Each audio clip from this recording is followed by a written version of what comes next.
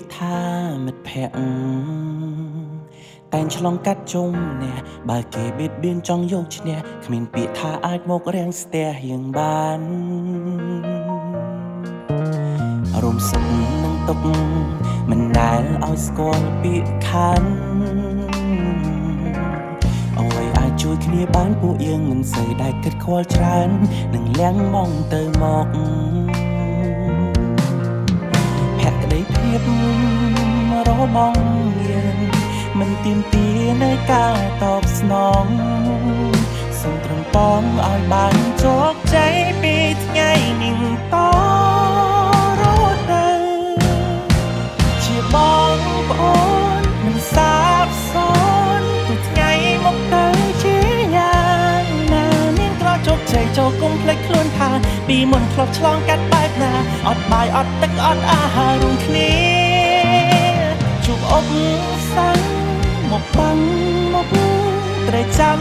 ទុកថាមានគ្នាធ្វើជាបងប្អូនស្ម័គ្រស៊ូមិនរញរីប្រគៀដៃតាំងចិត្តការពារពលីដើម្បីមិត្តភាពមួយនេះមិនឲ្យប្រះឆា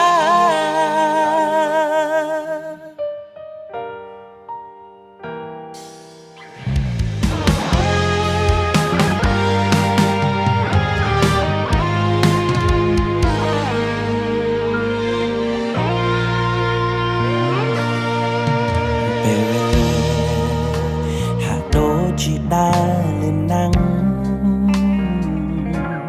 ផ្លូវដែលយើងបានដើរពួកយើងដិតដាមក្នុងចិត្តយ៉ាងច្បាំងគ្មានថ្ងៃនឹងរលប់ភក្តីភាពរបស់យើងមិនទាមទារនៅការតបស្នងសូមត្រឹមបងឲ្យបានជោគជ័យពីថ្ងៃនេះតរហូតទៅជាបងប្អូនមិនសាបសូ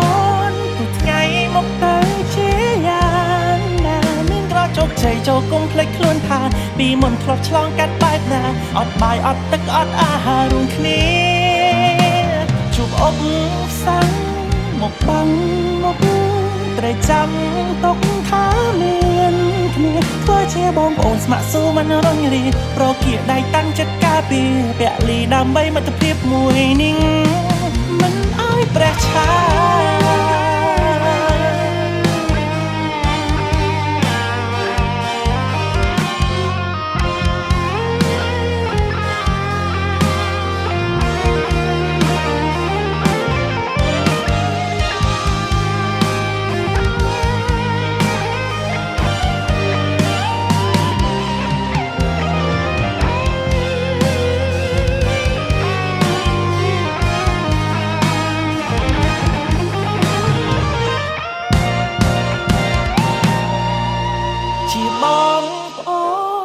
សាបសូន្យគឺថ្ងៃមកទៅជាយ៉ាងណាមានក្រជោគជ័យចូលគុំភ្លេចខ្លួនថាពីមុនធ្លាប់ឆ្លងកាត់បែបណាអត់បាយអត់ទឹកអត់អាហាររួមគ្នាជួបអបសាំងមកបាំងមកត្រូវចាំ